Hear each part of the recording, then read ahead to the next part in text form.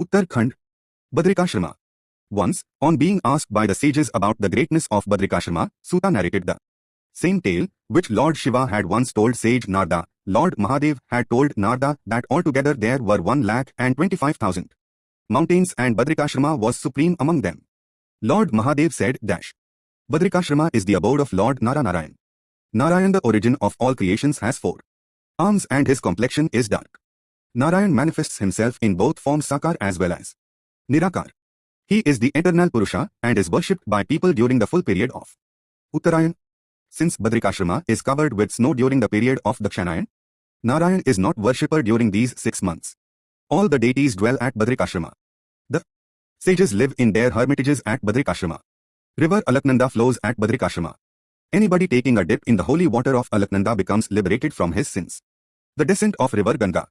Describing about the reason why river Ganga was brought down on the earth, Lord Mahadev told Narada King Bhagirath was the architect of Ganga's arrival on the earth. He wanted to liberate his dead ancestors from the curse of sage Kapila. King Sagar came from the lineage of the famous King Harishchandra. Sagar had 2 queens. The elder queen had 60,000 sons, while the younger queen had just 1 Panchajan. Panchajan's son was Anshuman, who himself was the father of Dilip. Dilip was the father of Bhagirath. Bhagirath did an austere penance on the Himalayas for 10,000 years.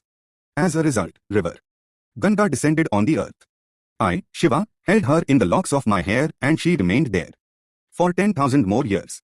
Bhagirath requested me to release Ganga so that his ancestors could be liberated.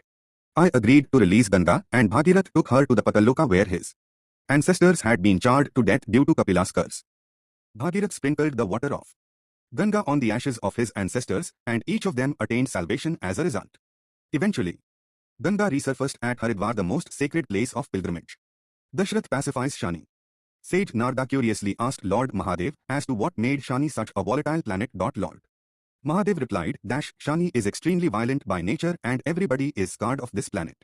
Once, the royal astrologer of Dasharath was petrified at the prospect of Shani entering the constellation of Rohini and warned him of its dire consequences.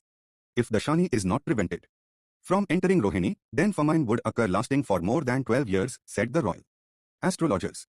Dasharath went above the sky to subdue the might of Shani, well armed with divine weapons. Shani became terrified on seeing Dasharath in such a menacing mood and expressed his willingness to fulfill his desires.